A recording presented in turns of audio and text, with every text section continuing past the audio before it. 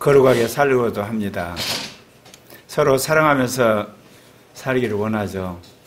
그리고 정말 이 땅에 살면서 행복하기를 원합니다. 여러분이 경험하셨죠? 선하게 살려고 하지만 인간이 실패한다는 거.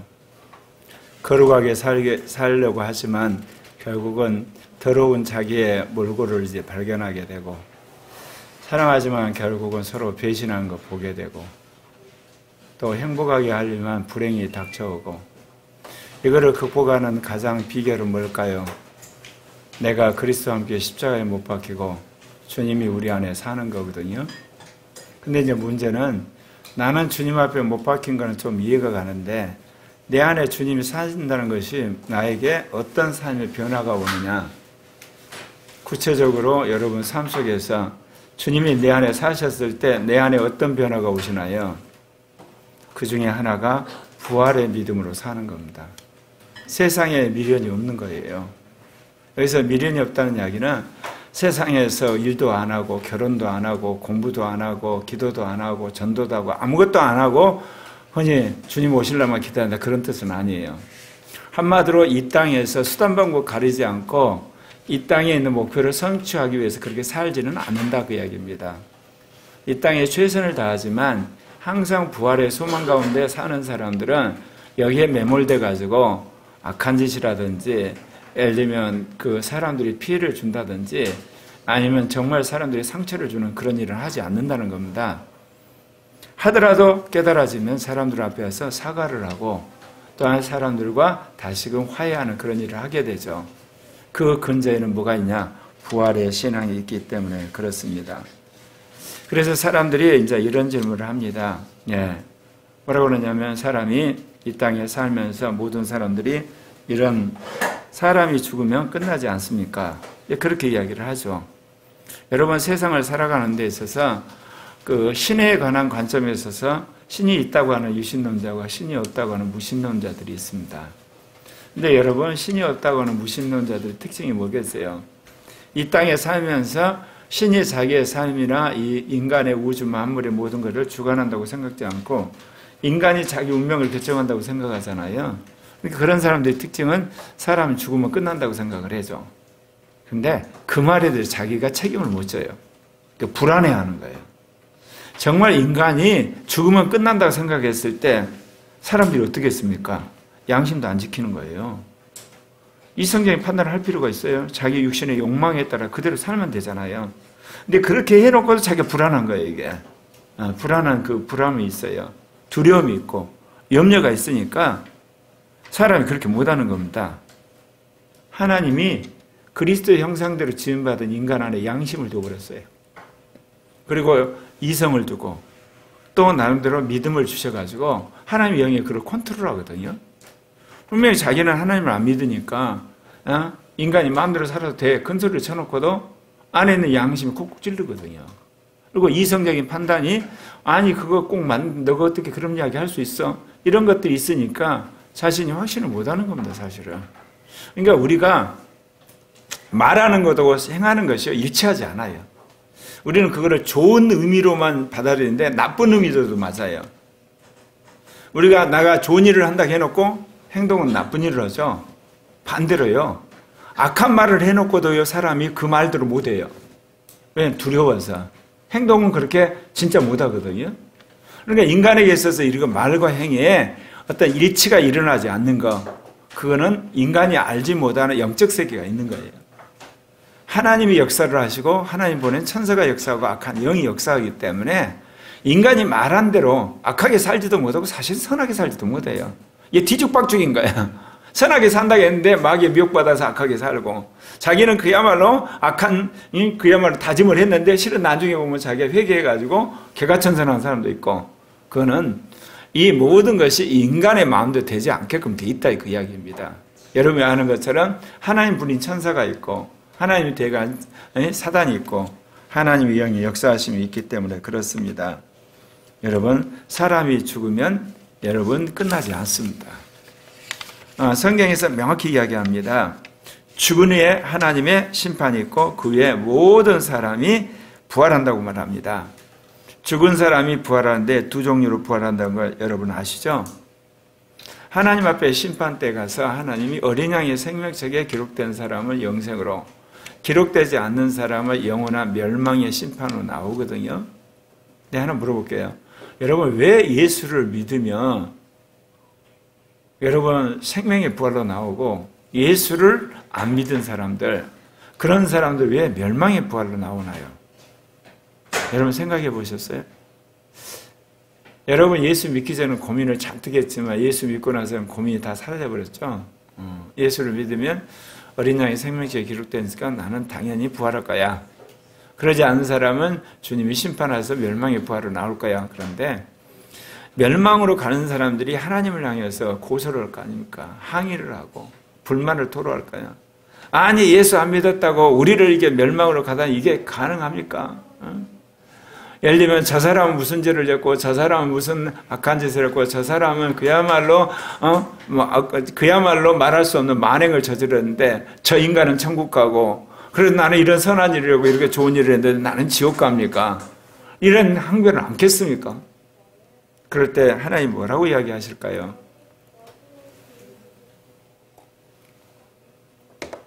예수를 믿으면 인간의 모든 죄가 씻어집니다. 그래서 천국 가는 겁니다. 그래서 어린 양의 생명책에 기록이 되는 거예요, 여러분. 그런데 지옥 가는 인간들은 살아생전에 그가 선이나 좋은 일이나 착한 일을 할 수도 있죠. 없는 건 아니에요. 근데 그가 가지고 있는 이 악한 죄, 그야말로 흉악한 그 범죄, 그 험악한 그대에 가지고 있는 범법 행위 때문에 결국은 멸망으로 가는 겁니다. 그래서 예수님이 우리 죄를 씻기 위해서 십자가에 죽으셨어요. 근데 예수님이 우리를 위해서 십자가에 죽으셔서 우리 죄를 다 사했다 합시다. 근데 그걸 어떻게 믿냐고요? 그 증거가 뭐냐고. 나사렛 예수, 청년이 십자가에 죽어버렸어. 그런데 그 죽음이 우리를 위한 죽음, 우리 죄를 사하기 위한 죽음, 인류의 모든 잘못을 속죄하기 위한 죽음이고 어떻게 아냐고요? 어떻게 아냐고. 예수가 부활함으로 그것이 증거가 된 겁니다. 여러분 마가복음 12장 24절 25절에 이런 말씀이 있습니다. 예수께 이르시되 너희가 성경도 하나님의 능력도 알지 못함으로 오해함이 아니냐. 사람이 죽은 자 가운데 살아날 때에는 장가도 아니가고 십도 아니가고 하늘에 있는 천사들과 같이 우리가 영원히 사는 존재로 부활한다는 겁니다. 그리고 요한복음 5장 28절부터 29절에는 이런 말씀이 있습니다. 이를 놀랍게 여기지 말라. 무덤 속에 있는 자가 다 그의 음성을 들을 때가 오나니 선한 일을 행한 자는 생명의 부활로 악한 일을 행한 자는 심판의 부활로 나오니라. 여러분 이 이야기를 딱 들으면 선을 행하면 영생의 부활로 나오고 악한 일을 하면 심판의 부활로 나오구나 이런 생각을 하시죠. 여러분 선한 일을 행한 자는 뭐가 씻어졌다는 이야기예요? 자기 죄가 다 씻어진 거예요. 그래서 선한 일만 남아서 영생으로 나오는 거예요. 그러면 여러분 악한 일을 행한 자는 왜 심판의 부활로 나오죠? 그가 행한 그 모든 죄악이 그대로 드러나서 그것 때문에 심판을 받는 겁니다. 그래서 여러분 복음을 듣지 않는 사람이든 복음을 들은 사람이든 관계없이 마지막 주님 재림 때 모든 사람이 그리스도 앞에 나가게 돼 있어요. 그때 그리스도가 오늘 여기 말한 것처럼 선한 일을 행한 자는 영생의 부활로 악한 일을 행한 자는 영원한 심판의 부활로 나가게 하는 겁니다. 모든 인간은 그리스도의 형상대로 지음받았기 때문에 죽고 나서 그리스도 앞에 심판대에 다 서게 됩니다. 그때 영생과 심판이 판단이 되는 겁니다. 인간이 이 땅에서 그냥 자신이 행한 바에 따라서 예를 들면 천국 가고 지옥 가는 게 아니라 그리스도가 마지막 심판 때 그 판단을 내리시는 거예요. 그러나 이 땅에서 여러분 예수를 믿는 사람은 그 판단이 당겨져서 약속으로 주어지는 겁니다. 자, 이쯤 되면 또 질문을 하죠. 죽었다가 부활한 사람이 어디 있습니까? 이미 여러분들은 다 답을 알고 계시지만 세상 사람들 가운데는 대뜸 그런 이야기 하시죠. 아니 죽었다가 산 사람이 어디 있어? 여러분이 태어나서 이날까지 살면서 여러분 죽었다가 여러분 관뚜껑 열고 살아난 사람 있나요? 없죠. 한결같이 죽은 사람은 장례식 치르고 무덤으로 간입으로 돌아온 적가 없어요. 물론 간혹 죽었다가 돌아온 사람도 있죠. 근데 그 사람도 또 죽어요. 이게 결국은 죽더라 이거지. 근데 여러분 살아생전에 여러분이 경험한 사람만 그런 게 아니라 인류 역사의 모든 기록에 사람은 태어나 다 죽었다고 그랬어요. 안 그렇습니까? 세상에 공평한 것 딱 하나, 모든 사람은 태어나서 죽더라. 그런데 이 죽음을 극복하려고 오늘날 세계적인 메이저 기업들이 계속해서 연구한 거 아십니까? 냉동인간 훈련, 냉동인간도 해보고 여러 가지 블루처라고 할 수 있는 약들을 준비하고 있어요. 그게 대부분이 빅테크라는 기업들이 그걸 이야기해요. 왜 그러냐면 앞으로 여러분 가장 돈이 되는 여러분 사업이 뭘까요? 오래 사는 겁니다.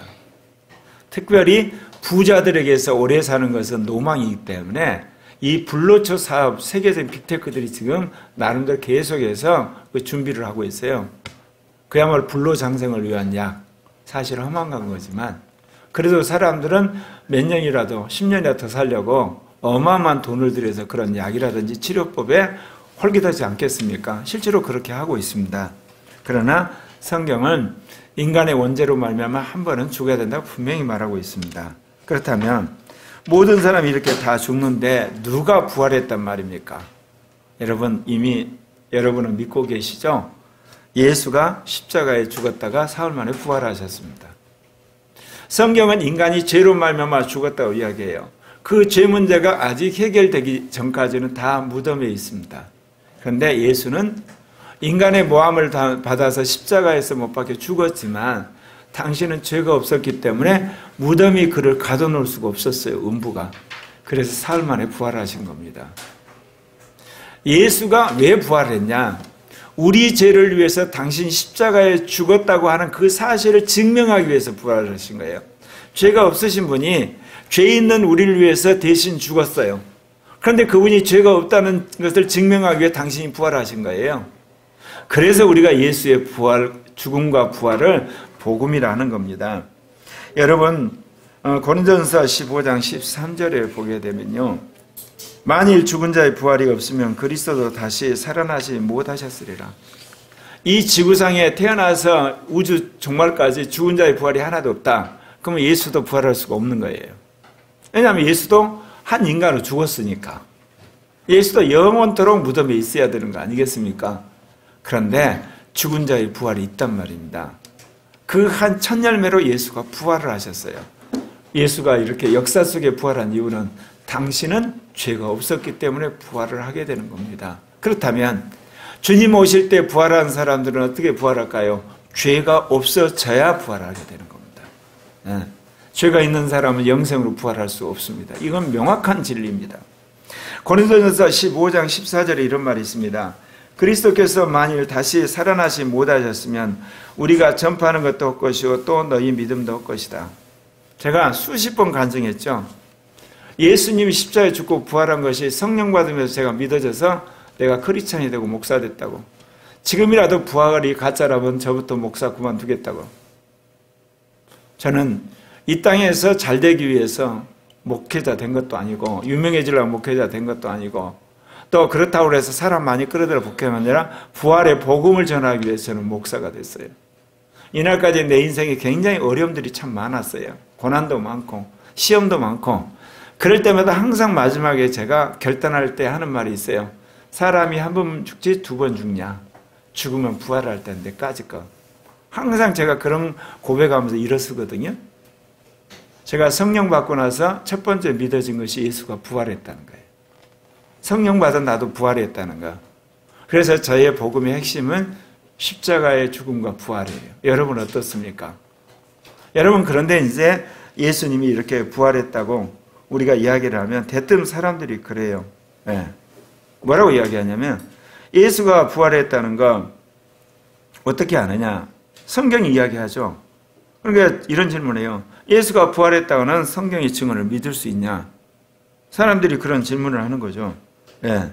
왜냐하면 우리가 예수 본 적이 없잖아요. 예수 만진 적도 없고 예수를 이렇게 같이 대화한 적도 없고. 그런데 예수가 죽었다 부활했다는 거 여러분 뭐를 근거로 해서 믿으시나요? 교회가 증언하는 건데 교회가 증언하는 것이 정말 진짜라는 거 어떻게 아세요? 성경을 보고 우리가 믿는단 말입니다. 근데 성경에 예수가 죽었다 부활했다고 아까 말씀드렸잖아요. 근데 그 성경을 어떻게 믿느냐 이거예요.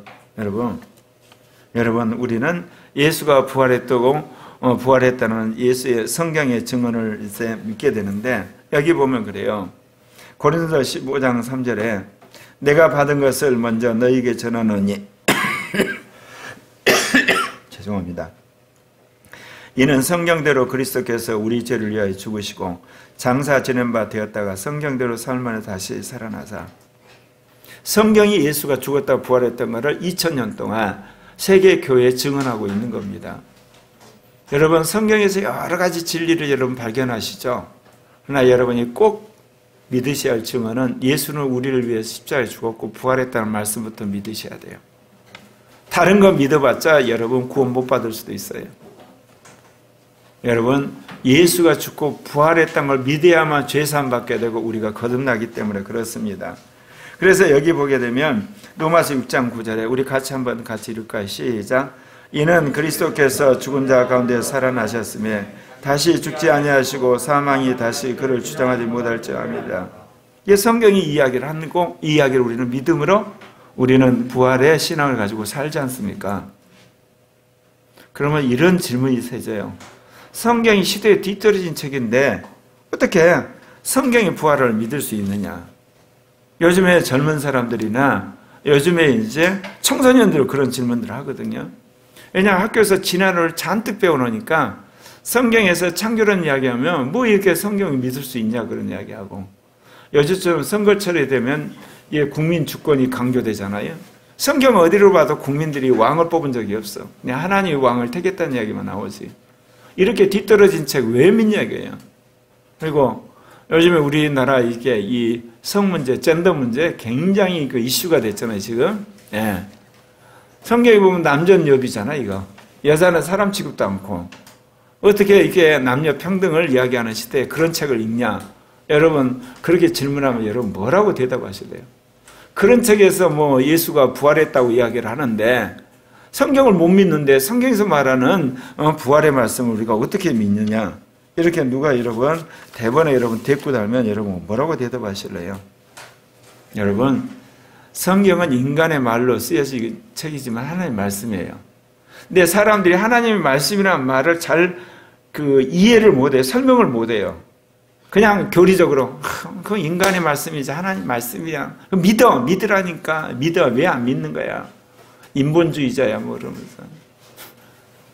여러분 그렇게 설명하면 안 돼요. 요즘에 어린아이나 청소년, 청년들, 젊은 세대. 여러분 성경은 하나님 말씀이라는 게 무슨 뜻인지 아세요? 그리스도에 관한 책이에요. 그리스도. 성경은 그리스도를 알려주려고 쓴 책이라니까. 역사 이야기하려고 한 게 아니에요. 여러분 성경에서. 철학 이야기하려는 게 아니에요. 과학 이야기하려는 게 아니라고. 경영학 이야기하려고 한 게 아니라고. 정치학 이야기하는 게 아니야.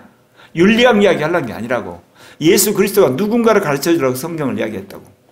그러니까 우리가 성경을 처음 읽을 때 교육 잘해야 돼요. 특히 통독 강사람들 그냥 읽재 창세기부터 계시록까지 뭐하러 읽으세요? 그리스도가 누구이고 그리스도가 어떻게 땅에 오셨고 그리스도가 무슨 일을 했는가 그리스도를 알기 위해서 성경 읽는 거예요 여러분. 그거를 성경에서 발견하지 못하고 그거를 위해서 무장하지 않으면 안 읽는 게 낫습니다. 그런 사람 뭐가 되냐? 바리새인 됩니다 이게. 바리새인 특징이 뭐예요? 구약을 다 믿는데 뭐를 안 믿었어요? 구약에서 예언한 예수를 안 믿어버린 거야. 그게 예수를 죽여버린 거 아닙니까 여러분? 그들이 구약에 있는 모든 율법대로 살았어요. 절기도 지켜 다 했어요. 근데 가장 중요한 안고 예수에 대한 깨달음이 없으니까 예수를 죽여버린 거 아니에요 여러분? 오늘날도 수많은 성경 공부가 무슨 짓들을 한 줄 아세요?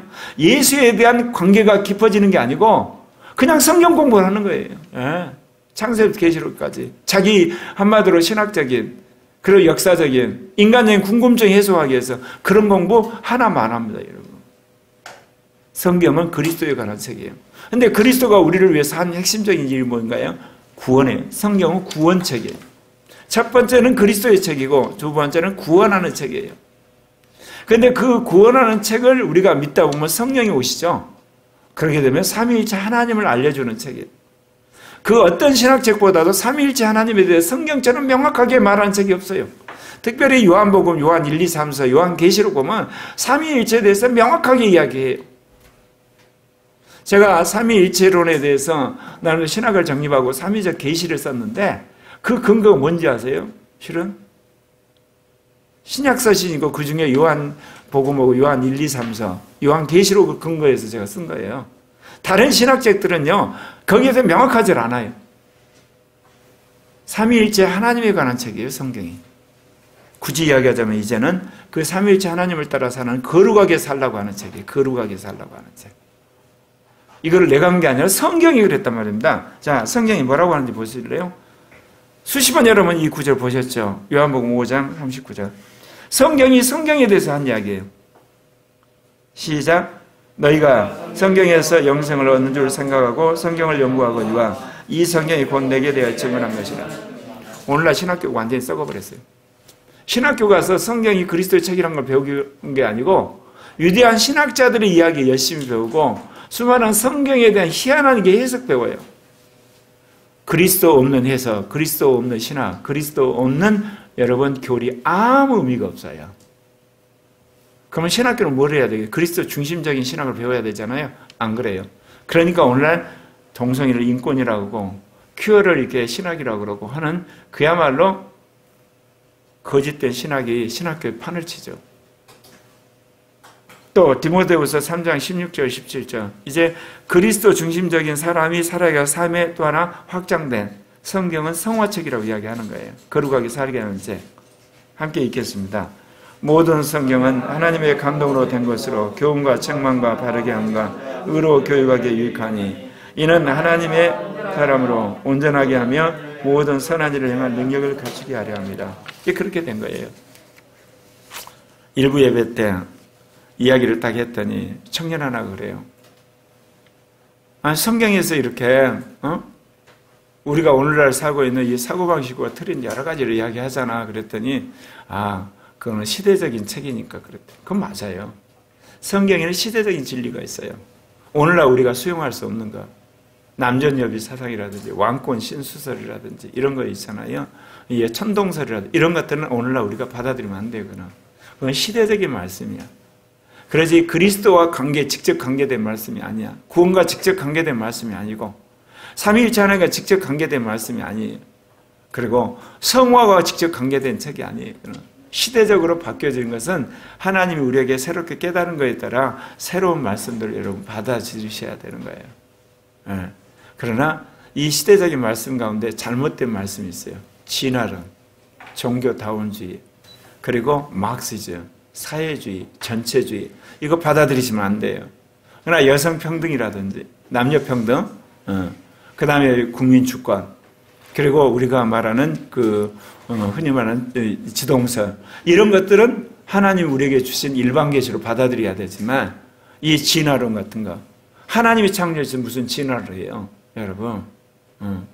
그리고 어떻게 모든 종교의 구원이 있어요? 말이 안 되는 거거든요. 이런 건 받아들이면 안 되는 거예요. 그리고 막시즘, 계급 투쟁에 의해서 노동자에 의해서 노동자가 자본가를 완전히 뒤집어 엎고 노동자 세상을 만들자. 이거는 인텔리들이 만든 선동이에요. 거짓말이에요, 여러분. 또 요즘 페미니즘, 여성에 의해서 남성을 타도하자. 이게 페미니즘이에요, 여러분. 이렇게 타락해버렸어요. 양성평등이에요. 이런 거 받아들이시면 안 돼요. 아무리 시대가 그렇더라고. 양성평등이에요. 하나님이 창조를 하시고 섭리하시는 거예요. 그리고 이 시대에 하나님께서 국민에게 주권을 줘서 국민을 하여금 예를 들면 통치자를 선택하게 하실 거고, 천동설이 아니라 지동설 정도가 아니라 오늘날 온 우주 가운데 지구만이 생명이 살도록 하나님 섭리하시는 그런 우주관을 우리가 가져야 될 줄 믿습니다. 그런데 이 성경이 아까 말한 것처럼 그리스도의 책, 그리고 구원의 책, 삼위일체 하나님의 책, 성화 책이란 것이 어떻게 믿어지냐? 성령 받아야 믿어지는 겁니다. 예전에는 사람들이 비교적 성경의 문화와 그 시대의 문화가 별반 차이가 없었기 때문에 사람들이 성경을 하나님의 말씀을 곧이곧도 믿었어요. 근데 오늘날은 아까 말씀드린 것처럼 현대문하고 성경문하고 너무너무 차이가 있어요. 그러니까 성령을 받지 않으면 시대적인 그런 그 사상에 사람들이 현혹이 돼가지고 성경을 못 믿는 거예요. 이게 성경이 정말 믿어야 될 그리스도에 관한 말씀, 구원에 관한 말씀, 삼위일체 하나님에 관한 말씀, 성화에 대한 말씀 보지 않고 예컨대 남전 여비에 관한 문서들, 예를 들면 왕권 실수대에 관한 거, 예를 들면 천동석에 관한 거, 그런 것만 성경이 찾아가지고 성경 못 믿을 책이라고 그렇게 치고 해버리죠. 그거를 교적길은 다른 길이 없어요. 성령 받아야 돼요. 성경을 성령이 쓰셨기 때문에 성령을 받게 되면 그리스도를 위한 책이구나. 이게 구원의 책이구나. 삼위일체 하나님을 가르쳐주는 책이구나. 거룩하게 살라는 책이라고 받아들여서 하나님의 말씀이라 믿게 된다. 그 이야기입니다. 예. 이제 그랬을 때 여러분한테 대뜸 그러죠. 그럼 어떻게 성령을 받느냐 이거죠. 네. 여러분 성경은 다른 그 종교들과 달리 여러분 예수 그리스도의 복음을 먼저 믿으셔야 돼요. 실은 성경부터 믿는 게 아니에요. 그렇게 믿어질 수가 없어요. 예수의 십자가 부활을 믿게 되면 그 즉시 성령이 들어오시는 거예요. 그러니까 자기가 느끼든 않으면 상관없어요. 예수의 십자가 부활을 반드시 믿으면 성령이 들어오세요. 네. 그래서 성령이 들어오시니까 성경이 믿어지는 거예요, 여러분. 그리고 성경을 존중하게 되고 교회도 나오게 되는 거고 기도도 하게 되는 거예요. 성령이 우리 안에 들어오시지 않는 한 여러분 기도할 마음이 일어나지 않아요. 교회를 왜 나옵니까, 여러분? 성경 읽은 마음이 왜 일어나요? 안 일어나요, 여러분. 세상 사람한테 가서 여러분 성경 줘보세요. 성경 쫙쫙 찢어버려요. 교회 나가자면 니네 나가라고 대번에 대꾸합니다. 기도 무슨 놈의 기도냐 그래요. 그런데 예수를 믿은 사람한테는 성령이 있기 때문에 뭔 이야기를 하면 그 성령의 역사를 양심에 찔림이기 때문에 교회 나가지. 바빠서 못 나가다 이렇게. 바빠서 못 나가다. 성경 읽어야 되는데 요즘 못 읽었어 뭐 이러고. 기도 요즘 기도 못하네 이렇게 이야기. 왜? 안에 성령이 양심을 붙들고 있기 때문에 차마 부인은 못해요. 근데 세상 사람들은 노골적으로 거부하는 거거든요. 여러분 성령이 우리 안에 오심으로 우리가 믿음을 유지하게 되는 겁니다. 예. 그래서 오늘 여기에 나온 말씀처럼 예수를 구세주와 주님으로 영접하면 성령이 내주를 하세요. 이미 계세요. 그러니까 성령 다시 오십시오 할 필요는 없죠. 그러나 우리 안에 오신 성령이 자기 자신을 드러내셔가지고 확실하게 계시하신 것을 드러낼 때가 있어요. 그걸 성령 세례라고 그래요. 이제 성령이 내 안에 계시는구나 이게. 그러면서 성령과 내 안에 교통이 시작되는 거예요. 교통이. 예. 그러려고 성령이 오신 거거든요. 사도행전 2장 38절에 베드로가 한 이야기 있어요. 같이 읽겠습니다. 시작. 베드로가 이르되 너희가 회개하여 각각 예수 그리스도의 이름으로 세례를 받고 죄사함을 받으라. 그리하면 성령의 선물을 받는. 예. 죄사함 받고 깨끗함을 받게 되면 성령이 그냥 오세요. 성령이 오시게 되면 하나님도 오시는 거거든요. 그래 예수를 믿으면 성령이 오시고 성령 안에서 하나님을 만나게 돼요. 예수를 믿으면 삼위의 하나님과의 관계가 회복이 돼버리는 거예요. 예수 믿고 나서 따로 성령을 또 오라 그러고 성령 온 다음에 다시 하나님을 또 만나야 되고 3단계가 아니고 실은 예수를 믿는 순간 성령이 오시고 하나님을 아버지라 부르게 되는 삼위일체 하나님과 관계가 이미 회복이 되는 거예요. 그런데 잘 몰라요. 왜냐하면 지금까지 살았던 옛 지식들이 가득 차가지고 잘못된 이게 사상이 가득 차가지고 그걸 모르고 헤매는 거지. 그러나 여러분 안에 이미 삼위일체 하나님이 여러분과 관계를 회복하신 거예요. 그래서 여기서 질문이 돼요. 예수를 믿어도 성령 받은 것을 알지 못하는 이유는 뭐냐 이거지. 아니 예수 믿으면 성령이 오셨다는데 나는 지금까지 성령이 내 안에 오신지도 모르고 산 이유가 뭐냐. 그렇게 질문하실 거 아닙니까? 네. 수많은 사람들에게 이 성령을 이야기하면 대번에 그 이야기 두 개 하나. 나 예수 믿었기 때문에 성령 왔다고 그러면 성경에 있는 교리를 주장하는 사람 하나고 또 하나는 뭐냐. 나 이게 성령이 오신지도 몰랐는데 그런 사람들이 있어요. 왜 그럴까요? 이유는 간단해요. 교회가 성령 충만 안 해서 그래요. 교회가 성령 충만하면요 여러분 그런 이야기가 나올 수가 없어요. 이 성령이 흘러넘치거든요. 그 사람이 꼬박꼬박 교회를 나오게 되고 교회 멤버가 되면 그 성령이 어떤 식으로든지 그 사람을 만지세요. 그래서 성령 임재를 경험하게 돼 있는 거예요. 근데 교회가 성령 충만 안 하니까 교회 온 사람도 예수 믿어 구원받았다면 그 교리 하나 믿고 그냥 교회 다니는 거죠. 그리고 열심히 성경 공부하고, 성경 공부를 해도 성경 안에 있는 성령의 체험은 다 옛날 지나간 시들이야. 은사 중지들이야. 지금 안 나타나는 거야. 그렇게까지 가르쳐버리니까 예수를 믿고 그 안에 성령이 계셔도 자기 안에 성령 오신지 모르고 그렇게 사는 거예요, 여러분. 그리고 또 어떤 사람은 뭐냐, 교리적으로 세뇌를 받아가지고, 아, 예수 믿으면 성령이 내 안에 와 계신데 굳이 성령을 다시 받을 필요가 있나요? 그렇게 이야기하시는 분이 있죠. 그건 뭐냐, 성령 충만한 교회를 다니지 않으니까 그런 거예요. 성령 충만한 교회 가면 자연스럽게 그 성령의 역사가 흘러가고, 더더욱 그런 교회의 특징이 뭐겠어요? 성령 받으라 그래요. 그러면 성령이 안 계셔서 받으라는 게 아니라 성령이 오신 것을 체험하고 그 성령과 깊은 교제 속에 살으라는 거예요. 말하자면 이런 거예요. 성경을 썼던 선지자 사도들처럼 살으라는 거예요, 너희들도. 그러니까 이 성령 운동하지 않는 교회들은 항상 사도와 선지자를 우상화시키게, 계속 우상화시켜. 왜? 예수님이 계시고 예수 믿을 때 사도 선지자가 있고 우리는 항상 그 밑에 있다고 생각해요. 성경에서 그렇게 말하나요? 여러분, 그리스도와 같아지기를 주님 원하세요. 그리스도가 더 큰 일을 하기를 원하세요. 그래야만 악한 마귀를 물리치고 세계 선교를 할 수 있기 때문에. 그걸 누가 막냐? 교회가 막고 목회자가 막은 거예요. 왜? 교회가 성령 충만하지 않고 목회가 성령 충만하지 않으니까 거꾸로 교인들한테 성령 충만한 사람이 되라고 하지 않고 성령 받으러 안 하는 거예요, 여러분. 사람이 한두 번은요, 거짓말을 해도요, 평생을 거짓말 못 하는 거예요. 여러분, 성령 운동 반대하는 목사님 딱 보세요. 그 사람 살아온 야적 쫙 보면요, 한두 번 성령 체험했을지 모르지만 자신이 성령 따라 안 살거든요. 그래서 그 말 못 하는 거예요, 여러분. 뭐 성령에 대한 여러 가지 이야기를 하지만 결국은 그걸 표마했을 때 특징은 뭐냐? 자기가 그렇게 안 사니까.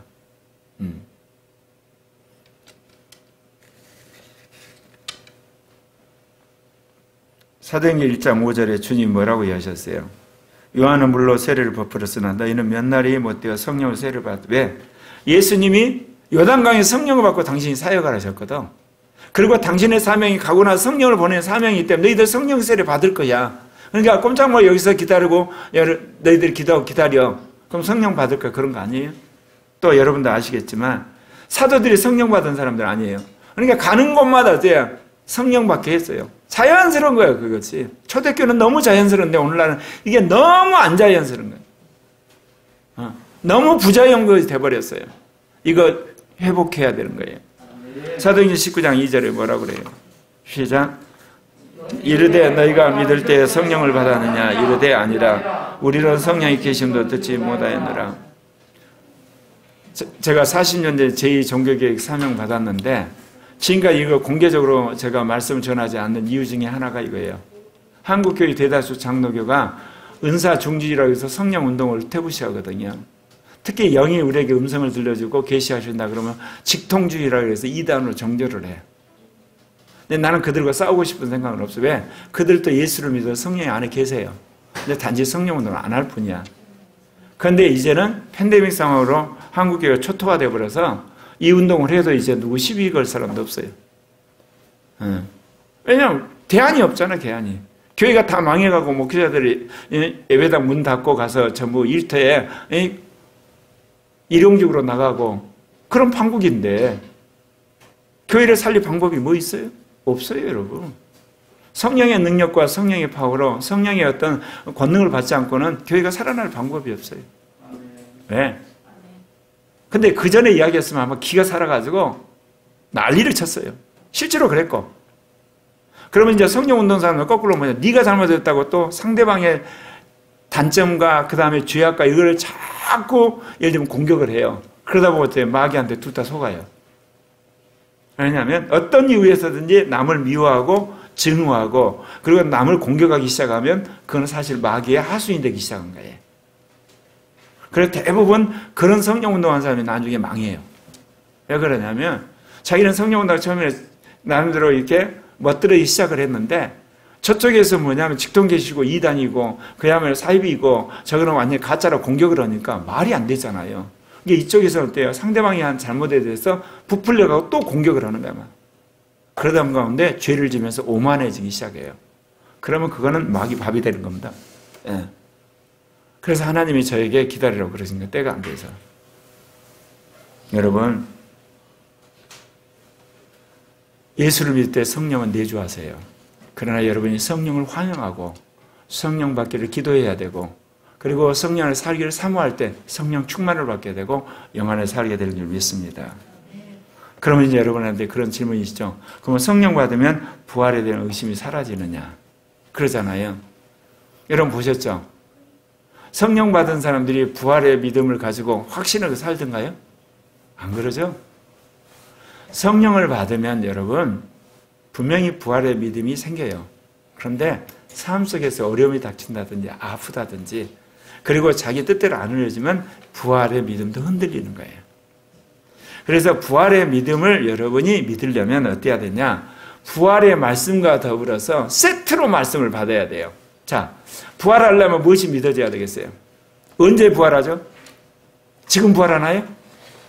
언제 부활합니까? 주님 재림하셔야 부활하죠? 그럼 재림이 믿어져야 돼요. 주님의 재림이. 자, 주님의 재림하시려면 뭔 일이 이루어져야 돼요? 세계의 선교가 믿어져야 돼요. 세계의 선교가 안 믿어지는데 주님 재림을 믿다. 그건 가짜예요. 그건 가짜예요. 왜냐하면 주님이 선교가 다 끝나고 오신다고 그랬거든. 그러니까 선교를 또 믿어야 돼요. 자, 세계의 선교하려면 어때야 돼요? 여러분, 마귀의 역사가 끝장이 나야 돼요.